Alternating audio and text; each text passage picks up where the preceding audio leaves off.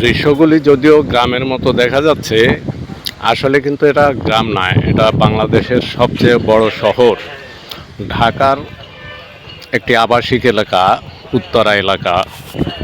সত্যি বলতে যারা গ্রামে থাকেন, গ্রামে জন্ম, গ্রামেই বেড়ে ওঠা, গ্রামের পরিবেশের সাথে যারা বড় হয়েছেন, তারা আসলে শহরে এসে বেশি দিন থাকতে পারবেন না। হয়তো প্রথমে একটু ভালো লাগবে যে শহর এলাকায় যাচ্ছি বা শহরে আসছি।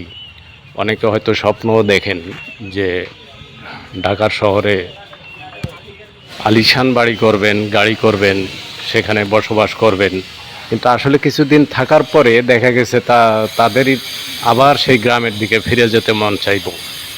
কারণ গ্রামের সেই পরিবেশ আসলে ঢাকাতে নেই, যার ফলে কেউ বাড়ি গাড়ি করে ফেললেও বাড়ির আশেপাশে ঠিক এভাবে ফুল গাছ, কলা গাছ বা বিভিন্ন ধরনের গাছ আশেপাশে লাগানো হয়। বাড়ির বারান্দার মধ্যে দিয়ে ঘাস ঘাস কিনে এনে তারপরে বাড়ির আশেপাশে বা বাড়ির বারান্দায় এটি রোপণ করা হয়। কারণ তারা শহরে থেকেই গ্রামের স্বাদ নিতে চায়, কিন্তু আসলে যতই চেষ্টা করুক গ্রামের স্বাদ আসলে শহরে পাওয়া যায় না। গ্রামের পরিবেশটা শহরে নেই, কোনোভাবেই সেটা তৈরি করা সম্ভব হয় না। তারপরেও অনেক সময় চেষ্টা করে আর কি, যে গ্রামের মতো কিছু করতে।